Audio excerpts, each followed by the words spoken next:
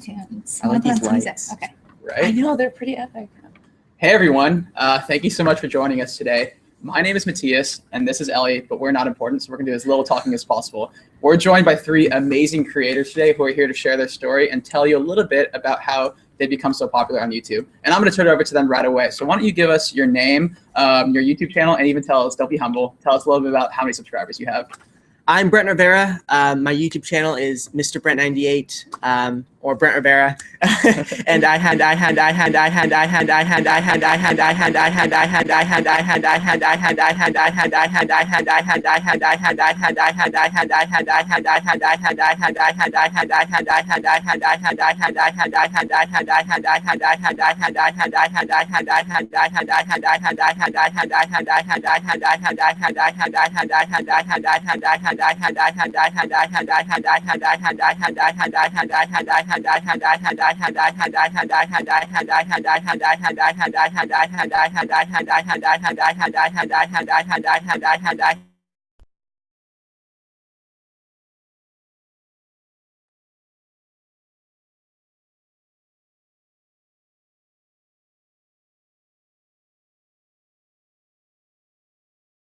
have 30 million subscribers.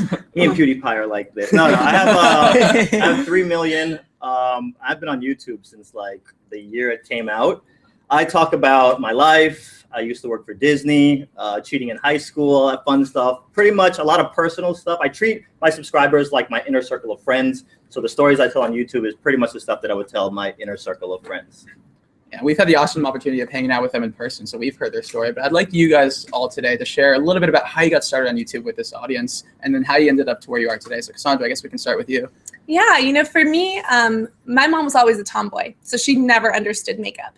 And I had really bad acne as a teen. I still do, but I had to switch schools because of bullying.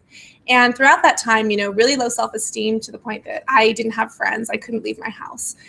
Because a lot of my research was done online, I started researching makeup. And YouTube was like this little indie community of girls like applying their foundation. I was like, this is so cool. So fast forward a couple years, I'm learning how to do my own makeup, and I'm able to quit being a telemarketer and become a model. And when I realized that I can do this with this condition because of makeup, I thought, I don't want anyone else to go through this hate, this self-hatred, this ridicule from others. And so I decided to take it all off. And it was terrifying, but it turned into being this amazing way to connect to people, because I didn't know that I wasn't the only person out there who had acne. And so now my channel focuses a lot on inner beauty, outer beauty, and helping other people learn to love themselves with and without makeup. So. Cool. All right, Swoozie, let's turn it over to you. I got on YouTube back in 2005, 2006. I got casted for a TV show on DirecTV, but I was working as a lifeguard at Hard Rock Hotel. And I would fly out to San Francisco and LA on the weekends, and all my coworkers were like, dude, tell me about the TV show. So it's constantly, I was like a broken record talking about it every day, being late coming back to my shift. So it's finally like, guys, I'm just going to make a YouTube channel, and I'll like vlog, and I'll just record the stuff that's happening on the TV show behind the scenes, and you guys can just watch it. And I had 55 subscribers out the gate, and I thought I was like the man. And for the next year, that's where it like peaked at like 55. And he said he had 1,000 within like 7 months. I had 55 for a year. And then after the show ended for the season, like most TV shows, I had nothing to talk about. So people at work were like, yo, tell me something. I want more content. So I started talking about my first kiss and just all that fun stuff. And the channel has kind of just blossomed into what it is now. Nice. All right, Brent, what about you? What's your story? Well, I started on YouTube back in like, for me, 7th grade. I'm in 11th grade now. And I just made random videos. Literally one video was called Random.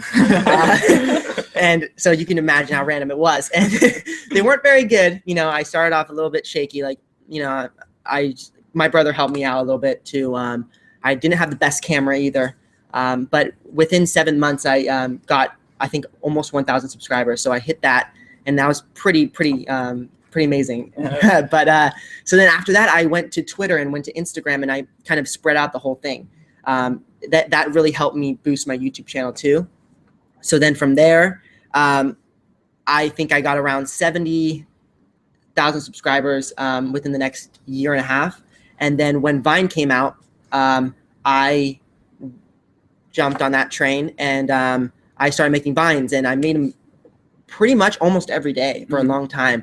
And at one point I was getting like 500,000 followers a day on Vine. And but I've always, no, not a day. Did I say a day? Yeah, that's 500,000 a day. No. We gotta collab, bro. But I've always loved YouTube. So I've always tried to make videos every single week because consistency on YouTube is key. And so I promoted it on my Vine, on my Snapchat, my Twitter, you know, and I just try to keep on making YouTube videos. And so yeah, and now I have 1.2 million subscribers on YouTube, so it's pretty cool. Nice. Yeah, if you haven't checked out their channels yet, they're amazing. You guys create amazing content, and it didn't start out that way, I'm sure, but you built this skill set. So what do you attribute this creativity to? What inspires you to create YouTube videos? I guess Swoozie, we'll start on your end. Everything, man. Like the world around me, and I would suggest that to you guys too, who are, you know, aspiring YouTubers. Inspiration is everywhere around us, man. Music, other YouTube videos. I mean, I've gotten ideas from other people where they have, let's say, a subject about this, but in the middle of it, they'll touch on texting. Like, wait a second, that's a good video idea. And then I'll search YouTube to see who's talking about it. And a lot of times people aren't. Like, for example, right? I don't know if I should say it, but all right, triple texting. That's my next video. If you type in triple texting on YouTube search, nobody's talking about it. And it's like, how is nobody talking about this? So, I mean, inspiration is all around you, your friends, awesome stories that happen to you. It's everywhere. I grab it from literally right now. My record button is always on. That's what I would suggest to you guys too, is always be recording. I know people triple text it. I still only double text. I don't know what that is. You triple text? No, I don't know what that is. I don't either. Like, you have to fill us in. So say you get a girl's Snapchat or her phone number or whatever the case, and you're like, hey, gorgeous, what's up? No response. Hey, beautiful, good morning, good night, and you're just talking to yourself. I had a girl triple text me for a month, so it was like a lot more than that. Because you want to be nice. You don't want to be mean and be like, I'm not interested, leave me alone. Yeah. Social cues, they just don't respond back. So okay, so I've got another video idea for you to follow up. Right, have you heard of ghosting? No, what is that? Ghosting's when you just ghost away. You just stop responding. That's what happens. Yeah. The girl ghosts away and the guy and keeps the triple texting. And it's common sense, but a lot of guys still do it. Like I went on Snapchat and I was like, hey girls, do guys still triple text? And they have like screen captures and everything. So inspiration is everywhere, guys. Like never turn that record button off, ever. Yeah. Brent, where's your inspiration come from? Well, I am in high school, so I do get a lot of stuff from like being in that environment. Like my teachers last year were amazing. They were very funny and like they like to joke around and stuff like that. But like if I see something just like, oh, that could be something, like I write it down real quick. Or sometimes even like my friends at lunch, we like make something like at the school and make it more kind of relating to my audience more. So yeah. Yeah, I love how your videos are so relatable. I mean, I was in high school a long time ago, but I can still remember all these experiences. And that's back to yours, Swoozie, again, like you go through these experiences and then you talk about them and people can relate to them. What about you, Cassandra? What inspires you? Yeah, you know, I would have to kind of echo everything everyone else is saying, that inspiration comes from everything, especially like 2 a.m. insomniac sessions where you're like staring at the ceiling, you're like, oh my God, I have all these videos ideas. But I'm definitely the queen of Post-its. I have notes everywhere. But, you know, whether it's a question like, okay, why is the grass green? You know, wondering about chlorophyll or whatever it is. I like to take a lot of my own questions or questions that other people ask me, kind of find those answers, whether it's for beauty or skincare or, you know, self-worth or things like that. You know, and then when it comes to shopping in a store, I see a certain trend. I'm like, oh my gosh, this would make an amazing video that, you know, targets whatever's going on, you know, in the fashion scene, or talking to other creators and doing something like difference between guys and girls on YouTube, or whatever it may be. But really inspiration is everywhere, and you just have to find a way to kind of twist your own thoughts and kind of regurgitate them into a way that creates conversation online. I think, Cassandra, one thing I'm really impressed with your channel is that, and with all three of you, is you create awesome content that people love, but it's consistent. I know I can come back frequently and watch another one of your videos. So can you talk a little bit about the importance of consistency and how you're able to maintain this consistent upload schedule where you're actually uploading frequently? Ladies first. Thank you. It's definitely a challenge, but thank goodness YouTube has the feature to pre-upload. You know, I would love to be the kind of person who's like, so this was me 5 hours ago and now I'm going to edit and upload it. But unfortunately, life happens, or fortunately. Yeah, fortunately. And so that pre-upload feature is amazing. And it's just about understanding, okay, well, I know that Halloween's coming up, so I got to create a great, awesome tutorial. Or I know that Christmas is coming, so I want an epic gift guide or doing Vlogmas or whatever. Just kind of prepare for that. And then you can hit pre-upload and have it go live, even if you're not sitting there by your computer screen. Yeah, that's really good So. advice. Planning ahead is so important. Like kind of having your schedule ahead of time so you know what you're doing, so you're not scrambling for that video that week. Yes. What about you, Brent? I know you're uploading weekly now, so can you Yeah. tell us a little bit about how that's maybe changed with your audience and like how that's been so important for you and how you even do it? It's actually like I've seen so much of a difference. Like if I post like back about a year ago, I posted like one video. And then a week and a half later, I posted another one. Then 2 weeks or 3 weeks later, I posted another one. It's just a little bit. It didn't get me as much engagement as I do now. I post a video every week now, and I see it constantly growing because people can know they can come back and watch a video, not the same day, you know, but somewhere around that day, mostly every week. So just around that time, and I think it definitely helps. Is it tough for you though? It is sometimes. Obviously, you want to have better content than quality over quantity, but at the same time, if you have that time, definitely put some time down and just kind of get it done before the date. And if you can't, then it's no big deal, you know. If you want to do it every week and a half, even 2 weeks, but definitely consistency is very good. Awesome. And Swoozie, what Same about thing, you? quality over quality over quantity. And the thing is about it is you want to keep people. I learned this from going to Playlist Live and VidCon. I overheard a lot of subscribers just talking about their other favorite YouTubers. And they were saying, it's like, oh, I stay subscribed to so-and-so, but I just don't even click their videos when it pops up in the feed. And I was like, holy crap, like that's a reality. People will stop watching you and you'll still stay with your millions of subscribers, but your numbers will start going down. And the thing about it is feeding the machine is what I call it when I talked about it to my friends. Feeding the machine is like super important. Like consistency is king. And when you get on that weekly schedule, I mean, your subscriber count will go up. By the end of the day, like if your content is not good, people will start to zone you out. So I try to balance the two. There's a few channels like Cyanide and Happiness. I don't know if you guys have heard or watched them. I'm sure some of you guys do. They upload very like sporadically, but when they do, they'll get 700K in a day because their content is good and it keeps people running back. So I try to kind of fit into that bubble to where I don't force a video out, because we probably all uploaded a video that we thought was bad, and then we'll sit there like, oh crap, like this is a representation of my brand.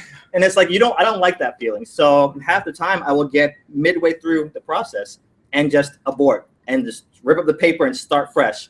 And a lot of times that's the problem I run into. But starting out, frequency and keeping the videos nice and short and bite-sized, I would say. Hopefully it's one of your transitions you can use. Nice and short and bite-sized while you're building an audience is a really good way to go about it. I'll try to transition from there a little bit. It wasn't on my script, but I'll go with it. Go. I'm always curious because, I create content every now and then, but I don't have an audience, so it's not very high pressure for me. But when you have such a big audience, like it's really important. So can you talk a little bit about the entire process, from start to finish? How you come up with this idea? What do you do then? How do you film it? How do you edit it? Like I'm really curious, like what this entire experience is, and maybe how long it takes. Let's go to you, Brent. Okay. Start on this side. Well, usually I get the idea, and then from the idea, I kind of ask around family and friends, like, oh, what do you think about this idea? Do you think I should do this for my next video? Like, I always find myself asking people, like, what do you think? Do you think this would be good on my channel?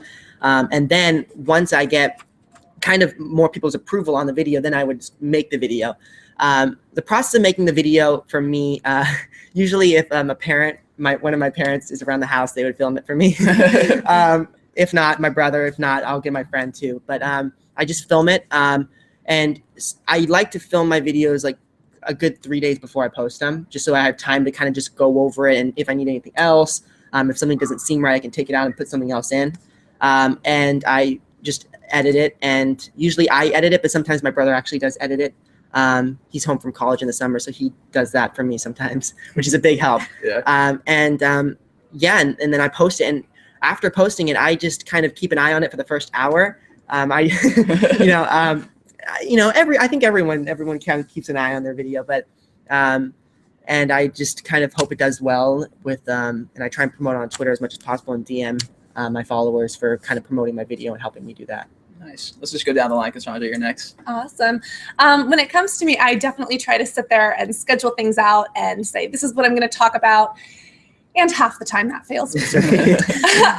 Definitely a very ADHD person. And I feel like I really enjoy this interweb conversation.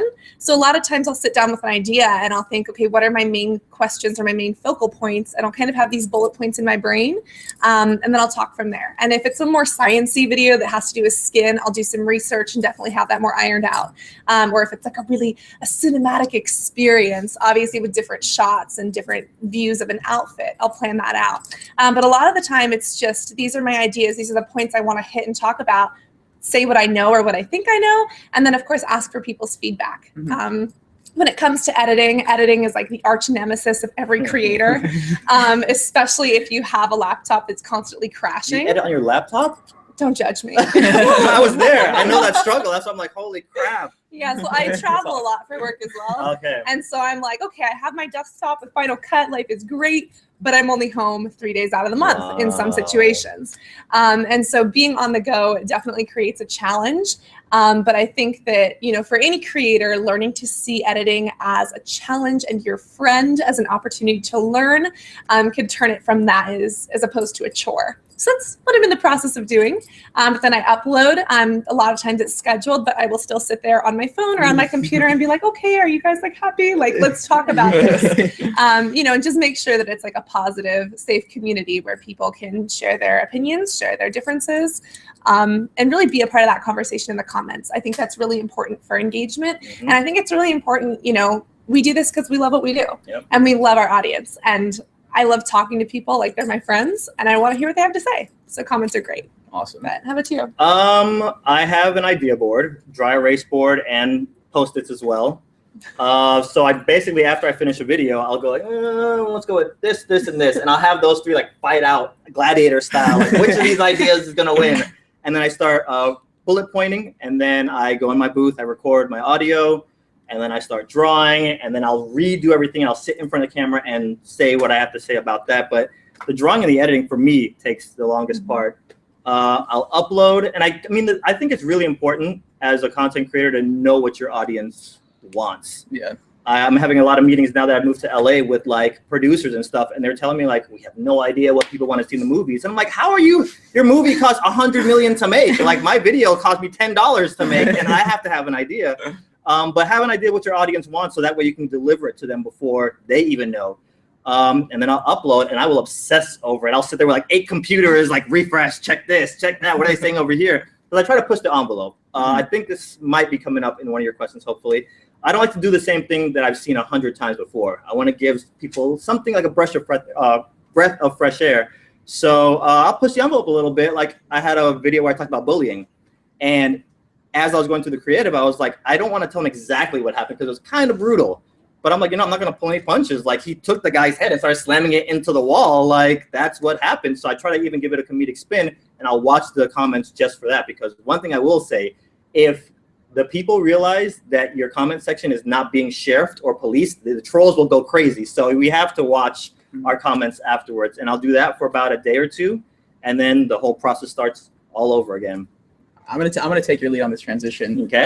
How do you differentiate yourself from everyone else out there? I mean, YouTube is this huge platform reaching billions of people, which is great as a content creator because you have that opportunity. But how do you differentiate yourself? How do you make sure that you stand out and you have this audience that wants to see your content? You gotta know what's out there first. Like when I first started taking YouTube seriously, I met Michelle Fawn, and she basically gave me like the keys. Like this is what you should do. This is what you should avoid. This is blah blah blah. And I went and I had to tell what a good video was apart from a bad video. And we all know they're out there. So when you can see your own work and being like, okay, this is bad, you have to know how to tell the difference. And for me, it was just, I want to kind of just stand out. So you have to do things that are a little bit different, like not down the road that's always traveled. Like here's the 10, let me take the back road. And it's a little bit scary, but just do stuff that you haven't seen 100 times before, but at the same time, make sure it's what you want to see. Yeah, authenticity. Again, I think that's why your videos are so keeping awesome. It real, man. Yeah. You got to keep it real. So, I mean, that's at the end of the day, it's like people can appreciate that. At first, I was scared to talk about video games and this and this and this. Cause I don't want to look like a nerd. Yeah. But I know there's like thousands of people out there that love video games, so they'll communicate with me if nobody else will. Yeah.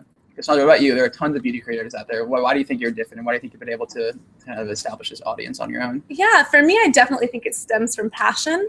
You know, I didn't create a beauty channel because I wanted to learn or wanted to create the best smoky eye. There are definitely many makeup artists out there that are so much better than I am. But I approached this because I had a problem. And this was a community that kind of accepted me for who I was without my makeup. And, you know, it definitely stems from personal experience. Yes, beauty is fun. And I want to talk about, you know, the hottest lip colors for summer or whatever it may be. But at the same time, I want to dig deeper and kind of challenge the notion of beauty. What is it? Is it what magazines tell us? Is it what our friends and family expect of us? Or is it something different? And I think that beauty is a constant discovery. And what really sets me apart is that I do a lot of skincare.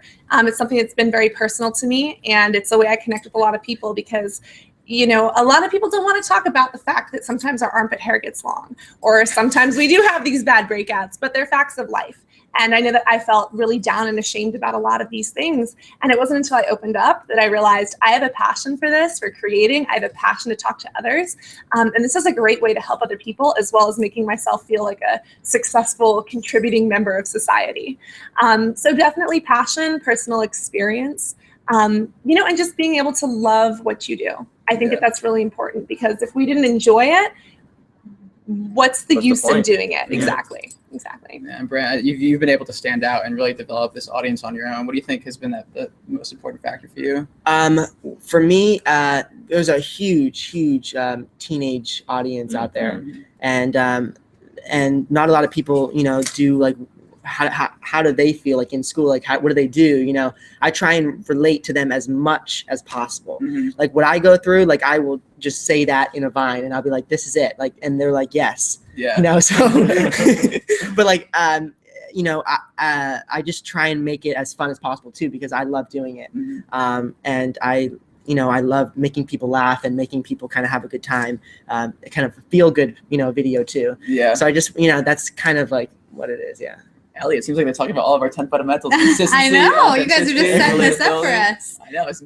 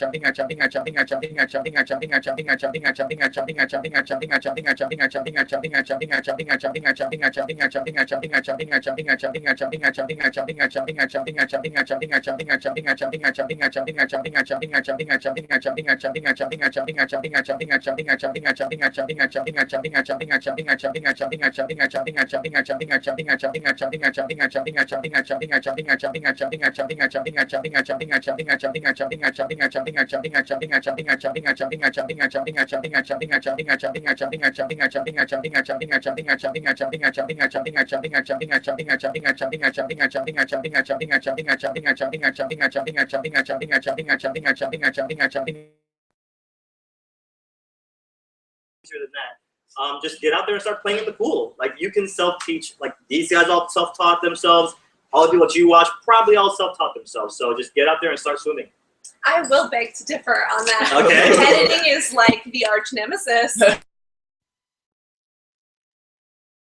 I use iMovie over Final Cut just because it's on my laptop and convenience. You know, I wouldn't deter anyone from PC because they definitely do have modules out there that if you learn them and how to use them, you can definitely create great stuff. But it is a lot easier to have everything integrated, your sound, your text, etc. For me, the hardest thing is being self-critical. And it's a place that I'm still learning. I have Final Cut, but because I'm only using it maybe once or twice a month, I don't understand it. I need to sign myself up for like an Apple class or something, or just like scam off of these. YouTube search. I was gonna say YouTube videos. Yeah. I feel like there's got to be some gold. Definitely. But, you know, I think that for everyone, it's a process of learning. It takes hours, especially if you have a laptop that crashes. Oh my God. And then I think that I tend to blab. And so then I can't cut out enough to make it short. And then I sit there, I'm like, well, do I want this one or this one? And it's like choosing breakfast. It's That's like, the it'll take hardest me an part. hour. Exactly. Yeah. But definitely for anyone out there, just understand your system, drag and drop, and then try to be more self-critical, because it'll do you good in the long run. Brent, what How about you? Well, I started on iMovie, and I'm still on iMovie. You know, sometimes I want a little bit of a cool text, but I can't do that. So I have like the basic stuff, but at the same time, you know, like, you know, my friend actually has Final Cut. He's like, oh yeah, you can use mine or whatever. And I'm like, okay, one day, you know, but I just don't like trying. I'd like trying new things, obviously, but I don't like the process of like Learning. taking the time to learn it. You know what I'm saying? I think it's gonna happen eventually. But right now, with iMovie, I think I'm good. Like for me, editing is okay. I take a lot of breaks when I edit. Naps. But you know, I don't find it like the greatest thing in the world, but I do find it kind of entertaining because I can see like how the whole thing comes together as a whole, and like I can, you know, change it up and all that stuff. So it usually takes me about 40 minutes to edit like a 4-minute video, because mine are more like skits and 40 vlogs. minutes? Cut, drag. That's super quick, bro. I know. Oh my gosh, it takes me like 40 days. Oh, that's impressive. I'm cutting out like clips of my cat, where my mom walks into my bedroom, you know, where my brother's like running outside with the lawnmower. I'm like, oh great.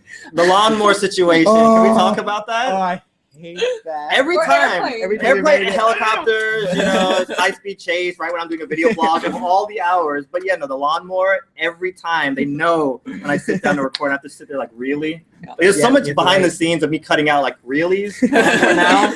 Yep. So one thing Ellie and I were talking about, we've actually been talking about with you guys earlier on today, was that it's amazing. You really establish these huge fan bases of millions of people, and you're still able to connect with every single person. They feel like they have established a personal relationship with you. So I'll have Ellie speak about this because she's really passionate about community engagement. But start thinking about, you know, what it takes to really establish a community and build a community even when you have millions of followers. So I want to turn over to Ellie to start talking about that. Yeah, I think a lot of our creators would be really curious to know what you think is most important, or how you think about kind of connecting with those people who are just so devoted to your content. You know, there's a lot of ways that you can be in touch with them, and I think kind of hearing about how you think about that would be really helpful. Well, I think that the more you connect with them, like for me through Twitter, Snapchat, Instagram, the more they want to see. They want to see more. They want to get another conversation with you. I like to DM people on Twitter. I like to tweet people back. I like to comment people back on YouTube, and I just try and connect. I can't, you know, physically, but I really do try and connect with a lot of my followers. I know how important it is, and I know that they're the reason why, you know, I have all these views and all these subscribers. So I definitely find the importance in connecting with your following. So yeah. After you. All right. For me, connection is huge. I mean, I started extremely antisocial, you know, not being able to talk to anyone. I had switched schools due to bullying. I was really isolated to my schoolwork, my room, and my cats. And YouTube was this way for me to open up. And because of that, I have really gauged my success, not on numbers, which are, you know, a great indicator, but on how much I can help someone else. And whether I was a little Girl Scout or whether I'm here on YouTube, my success kind of flows from how I'm able to help others, or how, you know, we can collaboratively help each other. And so I definitely think that just communication is one of the biggest things. people out there love you and you love them too. And it's really important to communicate why. And just, appreciate people for their time. Like they're sitting here and spending part of their day to watch you instead of watching, someone on Netflix or on TV. And when it comes to engagement and when it comes to just appreciating your audience, you're just realizing that they're real people. I've had the opportunity to do meetups, which are amazing because you meet people face to face and you give hugs and you get to, put the name to the, the name to the face. But there are many people out there that you don't get that chance to do. So if you can't do it in person, you just have to make an effort to do it online, whether that's through comments, whether that's through just calling people out in a video and saying how much you appreciate them, and just being authentic and really just having that conversation.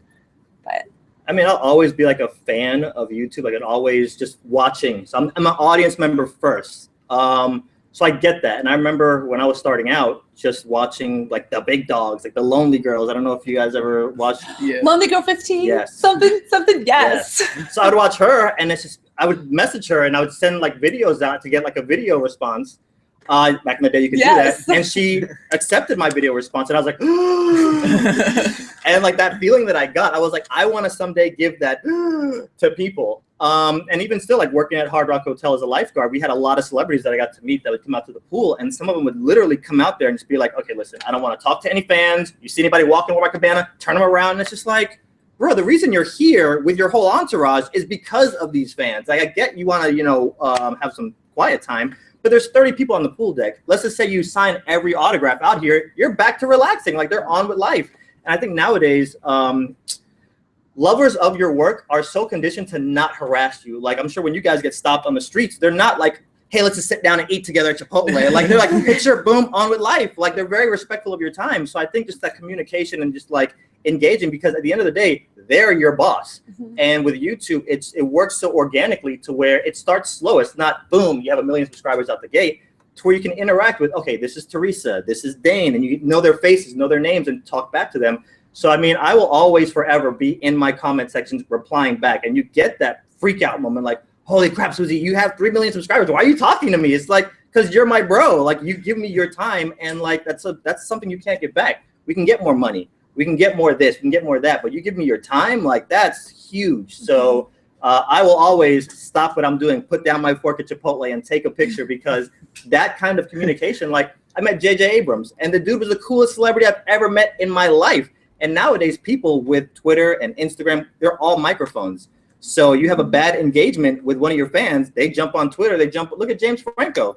That 17-year-old girl, she had like 10 subscribers or 10 followers, and it went viral because she had a bad experience. You give somebody a good experience, you just never know. So, I mean, nowadays, they're your boss. At the end of the day, remember that. And fan engagement, massive.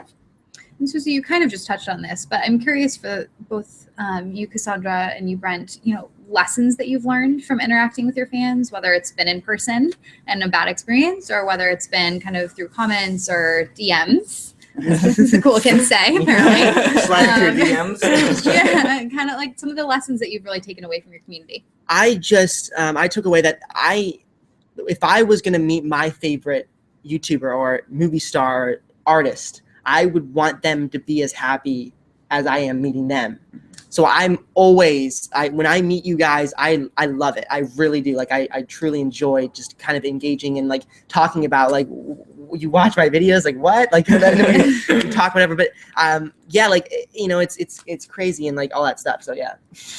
Yeah, and I think that I would also say something that I've learned that I didn't understand until YouTube is that there is a big difference between YouTubers and celebrities.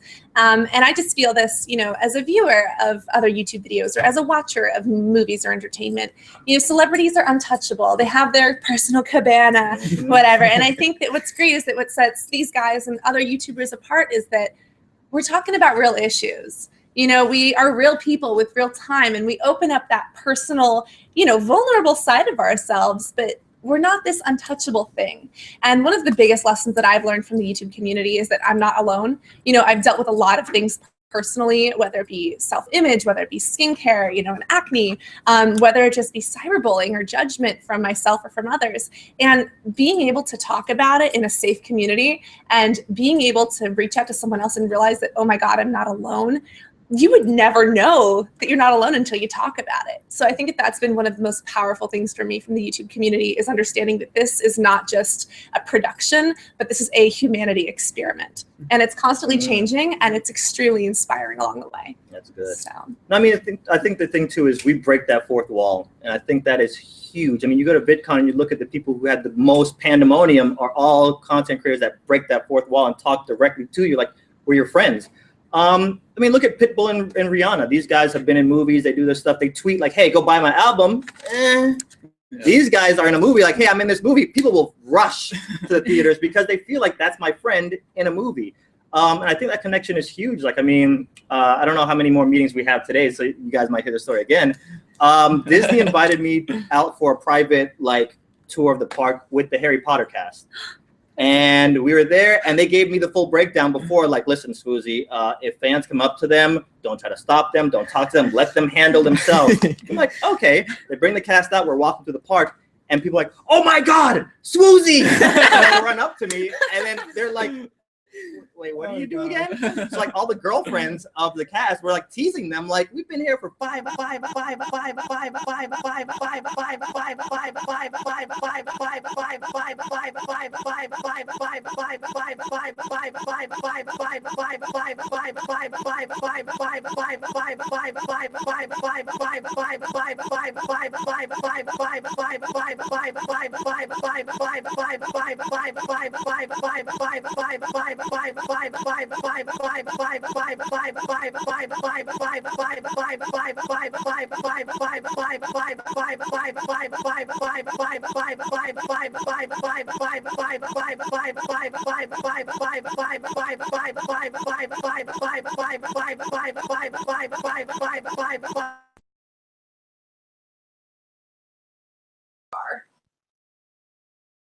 Give to someone, you know, maybe I'll start a channel, kind of to grow and get to that point. What do you think is like the one piece of advice you'd give? I would have to say passion, because it takes dedication, it takes regular uploads, it takes enjoying your content. You're not going to be able to do any of that without passion. You know, I definitely think that there's an influx of people who are like, oh, I want to go tour Disneyland with Harry Potter, or I want to be famous. And that's great. And if that's you, then you do that. But I think that if people don't have this genuine love for creativity or for connection, what's going to fuel you for the first 2 years of 55 subscribers? And if you don't have that genuine passion and love for it, it's not going to grow you know, the way it's intended to be. So for anyone who's starting out there, do what you love. And I think that every single person has a passion. For me, it's makeup or self-confidence. For someone else, it's vlogging and life. You know, for someone else, maybe it's microbiology. But whatever it is, talk about your passion, because if you're enthusiastic about it, someone else is going to enjoy it just as much. And it's just about putting it out there and injecting a little bit of your personality and opening up and having a great time and just seeing what comes of it. So, yeah. I'm gonna even add to what you just said. It's just like, it's not a sprint, it's a marathon. And I know a lot of people get on YouTube with the idea of, I want to get rich on here, and you can get rich on here. Look at PewDiePie is making millions of dollars like a year. Like, some YouTubers are making 30,000, upwards of 5 figures a day on YouTube, and it's possible to do that. And coming into it with that kind of mentality might not work. So I would say too, when you're first starting out, a good tip is to make the kind of videos that you would share if you were not in them. If you had nothing to do with this, would you share it? Start thinking along those lines. And you don't have to think like that for every single video, because that gets exhausting. But we want to share it like, because we took the time, we shot this, we edited it, we put all this time into it. Now go watch it. And I think we've all been guilty of just, I made this, so you need to watch it. But is it good? And I think once you can figure out that little nugget of, crap, this is good, whether I'm in it or not, that's what's going to get you there. And even go back to what Matthias was saying earlier, it's just like the idea. Like if you're the first one to drop that idea and it's an awesome one, like you could be sitting real pretty. I mean, I have a friend, FoozieTube, did the elevator prank. And I asked him, like, what came up with the idea? Because I got 20 million views in a day. And I'm like, he went and bought a BMW the very next day. Like, what gave you that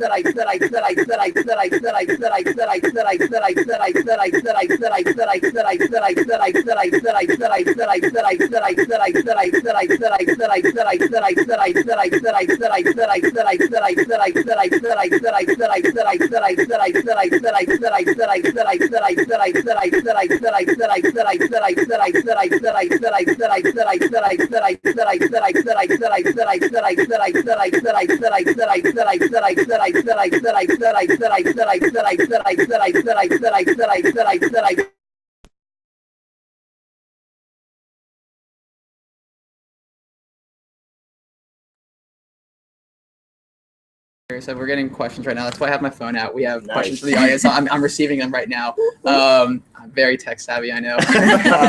One question we got from the community actually was, what was the biggest risk that you took that paid off for you, whether for YouTube or for just content creation in general, that you can give some advice to people about this risk that Quitting my job. That was so scary. I don't know if you guys I mean, you're still in high school. So they're probably not Ways much from pressure. that. Yeah. But quitting my day job, and then your parents usually don't get it. I don't know how you guys. Okay. They're still telling me, why don't you go to Whole Foods? Yes. You can get a real grocery job. discounts. Yeah. And it's just like that. It's like, I don't know if you guys have seen Indiana Jones, that scene where he steps out inside invisible bridge. Like, that's what it feels like, because you're quitting your job. I saved it for a month and then just quit Hard Rock, and it was so scary because you don't know if this is going to pay off. And thankfully for me, it kind of did. But for me, I would say quitting my day job was probably the scariest moment in this whole journey. I think for me, the scariest thing is opening up and being vulnerable. Mm-hmm. I was born with a medical anomaly, which is making life very interesting. I have acne and some other personal issues that I do try to talk about. And, you see these things as issues or handicaps, and then you realize these aren't issues, these are opportunities. It's just the way I look at it. And, it's really hard to be vulnerable, especially coming from a place where I have been told that because of these things, I am a terrible person, or I've been told to kill myself or whatnot by peers in high school, or other people out there, whatever it may be. And so opening up exposes you to those haters. And that's really, really hard for a sensitive person to overcome. Mm-hmm. But at the same time, it's about realizing that even if you have one bad comment, there are 99 that are supportive and amazing and people just like you. So it's definitely a hurdle to overcome. You're opening up your life in your bedroom and whatever it is you're doing on a regular day, That's you're intimate. letting people into your life, which can be really, really hard, but it's extremely rewarding as well. So it's a fine dance. Mm-hmm. But I personally I didn't have like really a lot of risks involved because I was still in school. Mm-hmm. I just felt like it was kind of a fun hobby to do. And I still find it as a little hobby I like to do. Like, I like airplanes too. But no, like YouTube and making videos for like an audience is definitely past the airplanes. Yeah. Well, why don't we stay on that? We had a live question. We had a live question about this. Like, when did you start taking it seriously? I guess for you as a hobby, and all of a sudden, like, you realize, okay, there's an audience. Like, now what's the next step? So when did you realize like this is something I have to do like consistently because people want to see this? We'll start with you, Brent. Oh, the day I realized that like this is like kind of, I don't want to say like a job, because it isn't a job. It's, it's more like a hobby to me, like I said. But the day I realized that this is important and I need to watch what I put out and I need to monitor everything, be careful, because I do have a large audience and that's sometimes scary with other people. Mm-hmm. You have to make sure that you're friendly and you're doing all the right things. So the day I realized that was when I think it was I was at like a mall or something, and two girls came up to me and they're like, "Hey, we want a picture, whatever." And I'm like, "Oh, you watch my videos?" And they're like, yeah, you make it like big impact on me, whatever. You make me happy, all that stuff. And I'm like, "Oh wow, like that's crazy. Like I didn't know like I could do that. Like that's cool." Like, so I just, at that point, I'm like, this is like really something. Like I could like really change people and kind of change the way people think with my videos. That's awesome. how about you? Go ahead. What was the question again? I just got lost in what he was saying. I was like, man, those girls at the mall, were they cute? They were. What was the moment that you realized, like, the question, like, directly was, when did you realize you made it? Like, was there a moment, or was there something you did? Was there a video that spiked? Oh, when taking it seriously, that's right. Yeah. when I met Michelle Phan, Okay. she was telling me, like, Swoozie, you can make a lot of money off of this platform. And it wasn't just about the money. Like, your content is good and you're not making any money off of it. Like, if you're going to put this good content out there, make a little bread on the side. And I just wasn't getting it. And she could see that I wasn't getting it. So she was like, what are you doing tomorrow? I'm going to show you something. I'm like, I'm not doing anything. She's like, I need your first name, your last name, and your date of birth. I'm like, all right, this is what it is. She's like, okay, I just booked you a flight to New York. And I'm like, the heck? You're coming to me, I'm going to show you the YouTube lifestyle. I'm like, whatever. We get there, and there's a driver waiting there with my name. Like, we don't see one cab. We go out to eat. Like, we don't pay for the bill. We eat, stand up, and leave. And I'm just like, I feel like freaking Usher right now. Like, the hotel had iPads in it. Like, iPads came out that day, and every room had an iPad to order room service. I'm just like, this is the YouTube lifestyle? I didn't take this seriously. And then she basically just told me, just like, this is what I do. This is what you can do. I try to help people all the time, but none of my friends take my advice. And it kind of let me live the lifestyle I wanted to live. So I was like, I want to drive an Audi someday. I want to live in a nice house someday, but at the same time, I want to be an entertainer. And when you're pursuing the whole acting and directing thing the old way, I mean, even though it's still a current way, you don't have that much control over it. Mm-hmm. I have friends, Hannah Simone, she's on New Girl on Fox. If that show gets canceled, she's out of a job. There is no cancel button on YouTube. Like, as long as people still come and watch us, we're good. But I would say hanging out with Michelle that weekend in New York pretty much changed my life. I had to take it seriously after that. Yeah, for me, I think it's different between taking it seriously and then you made it. When I was originally posting a video where I took off my makeup, I did not look at YouTube for 4 months because I was terrified of what people would say because, you know, I've been told you don't deserve to live, or you're so ugly, or you're a monster, you know, from kids at school or for whatever it may be. And, you know, I just didn't want to see that negativity that I thought I would find online. And when I did come back, I was just overwhelmed in the best way by all of this support. And people were asking me, like, what's an update? Like, how's your skin? Like, what are you doing for it? Have you tried this regimen? And when I realized that people wanted to connect with me, that's when I realized, okay, I need to start taking at least part of this seriously. Like, I need to give people these questions that they're asking, or I've dealt with acne for 10 years. It's kind of a responsibility to share what did or didn't work for me.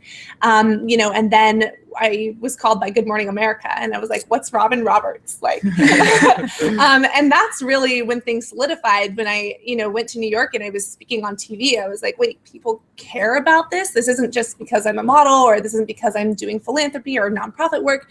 This is because I'm sharing a message. That's when I really took it seriously. And when did you make it? Maybe other people see this differently, but I don't think I've ever made it, because I think when you make it, you stop learning and growing.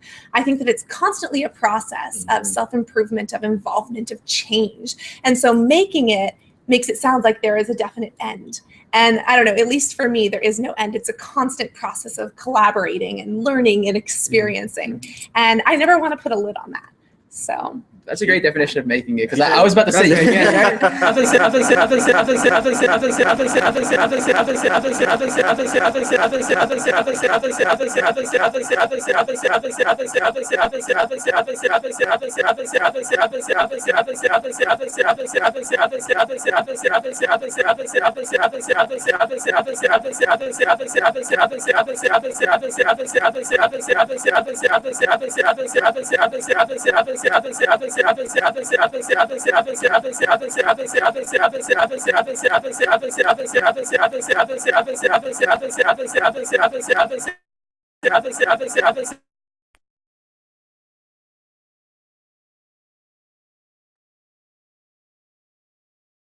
or if I don't have the right lighting, I can't do this. Or, oh my gosh, like I ate Ben & Jerry's last night and I'm so bloated and people are going to judge me. Or if I talk about my medical anomaly, people aren't going to take me seriously when it comes to other things, because they're going to see me as like a crazy person or whatever it may be.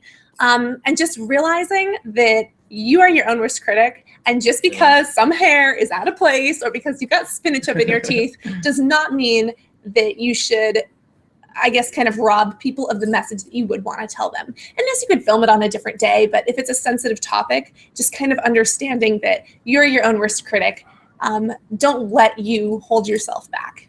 So, like, if there's one comment out of 100 that says change something or do something different, like because it's bad, don't change. Like, you know, you can if you feel that it's right, but you don't have to like try and mold yourself into like what other people want you to be. Mm-hmm. Just be you. Just really just like get out there and just like make the video how you want it to be made, because that's all that's important. All that, you know. So yeah.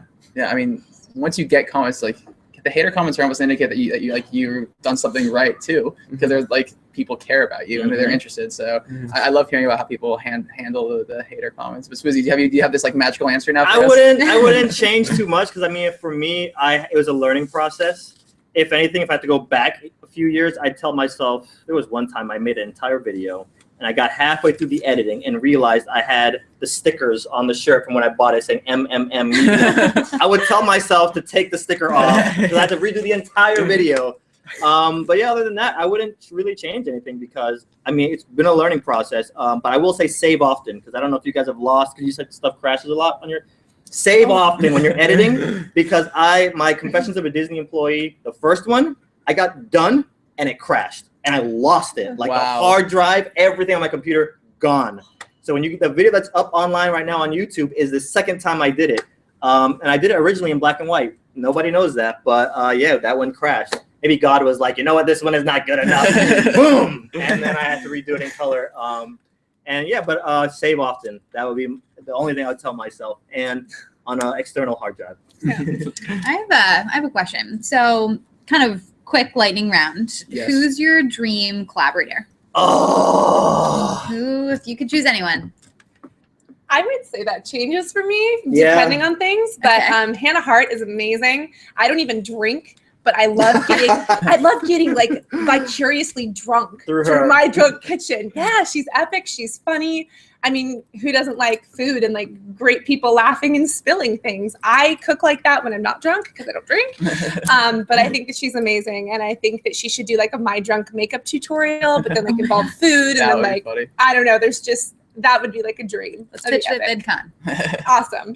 Freddie Wong has always been my favorite, even though he doesn't really upload content lately. He has always been, I still hit him up like, Freddie, please, just whenever you're ready. Right now, the Raka Raka, even though those guys are a bit vulgar and a lot of exploding heads, their content gets taken down a lot off of YouTube. But if they cleaned up a little bit, them right now.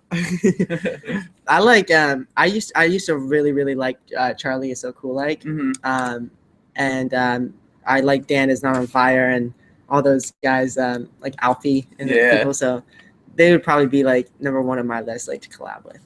Let's keep up with this rapid fire. We had a question from the audience. So you guys all announced you're probably going to be at VidCon. What are you looking forward to the most? The fans, the subscribers. I want to meet them. That's it. I am so excited to meet people face to face. You know, wherever I go, whether it's on a business trip, whether it's YouTube, whether it's even class, it's just so exciting to get to see people face to face. And also I think VidCon is a great learning experience. I get to meet some of the people that I watch personally. You know, I get to tell Hannah Hart that I freaking love my drunk kitchen and that I would actually get drunk on her drunk kitchen, even though I don't drink, etc. And it's just, VidCon is a great place to just really explore and have fun and learn at the same time. Yeah, So. Especially for the creators, they learn from other people. You know, they go and talk around, and they learn stuff that they wouldn't have learned if they didn't go. And also definitely the people that show up. Yeah. and meeting people is always great. Like on DigiFest and all that stuff like that.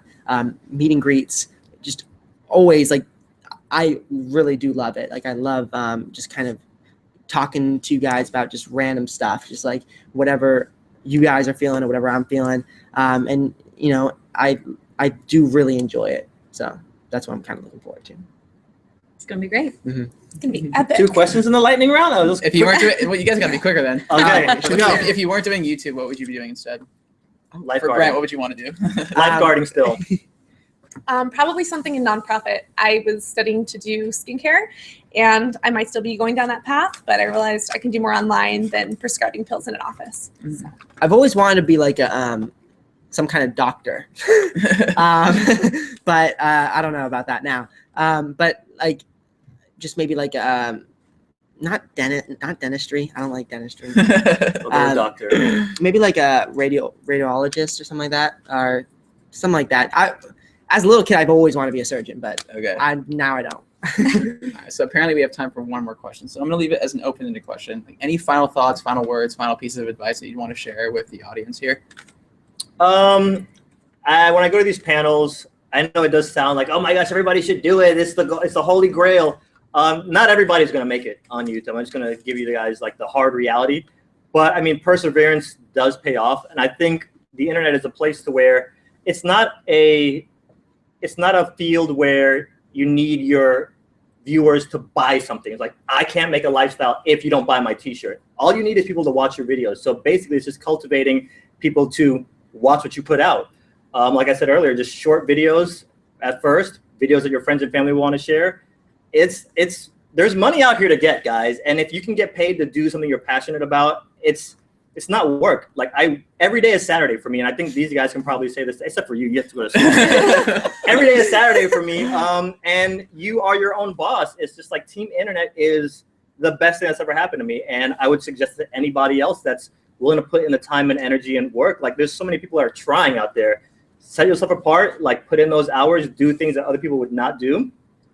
And you just never know. Like I think all of us, we never thought we'd be sitting here in San Francisco interviewing when we first started our YouTube channel. And the sky's the limit. And this YouTube is like Skynet, which it's self-aware, but it's constantly changing. And it's just I'm honored to be a part of it.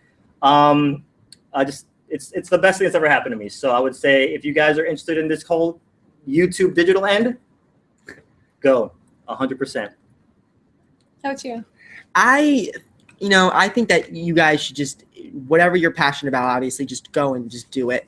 And, I think that I personally, like when I started, like I dreamed of just kind of being in front of an audience and entertaining people. Like I used to do like commercials before I did YouTube videos. And what I didn't like about that was it was in other people's hands. Mm-hmm. And I didn't like that part of it. I liked being in control of what I want to do and what I want to put out there and what I want to do at that time. So, I just believe in yourself and just really it's a lot of work. Like, sometimes like it's at that point where it doesn't look like anything's moving or you don't feel like you're going like this, but you really are going like this. Like it's really hard to tell, but just keep on making videos. Mm-hmm. A quote that I heard recently is that if success was linear, then we would all have it. True. And the truth is that you zigzag. And I think that the most important thing to take from this, whether it's on YouTube, whether it's a job, make sure it's something that you love. Do it if you weren't being paid for it, because there are obviously great benefits that come down the line. But if you don't absolutely love it, you're going to torture yourself for 3 years, for 55 subscribers, for what? And if you're not enjoying every second of that, it's not going to pay off. And people are going to see that too. So even if you're passionate about airplanes or about biochemistry or whatever it is, take what you're passionate about, inject some personality, and talk about it if you're interested in YouTube. And if YouTube and creative and connecting with an audience isn't your thing, maybe you are better in a lab or an airplane mechanic or creating something else or being passionate somewhere else. But whatever it is, make sure that you love it and make sure that you understand that success isn't linear. It's about having a great time. It's about connecting with awesome people. I can't thank people enough for even giving me this life opportunity just to connect to people and to really learn to love myself. And I think that, growing into yourself is a journey for everyone. And YouTube definitely makes that, a great reality. So. Well, thank you so much for joining us today. It was just so great to get to hear from you guys. I want to go start my channel now. Yes. Good. Thank you guys for watching. Yeah. Yeah. So thank you everyone again. Thank you for all the viewers. And sorry we couldn't get to every person's question, but maybe we'll have them answer them on the side and I'll send them over somehow so everyone can get their questions answered. But we want to thank you three once again. You were amazing, inspiring. I love the stories. So really thank you so much for taking the time to view this today. Thanks for having us, man. Yeah. Awesome. All right, guys. Adios. What's the end card? Subscribe. Make sure you hit that like button.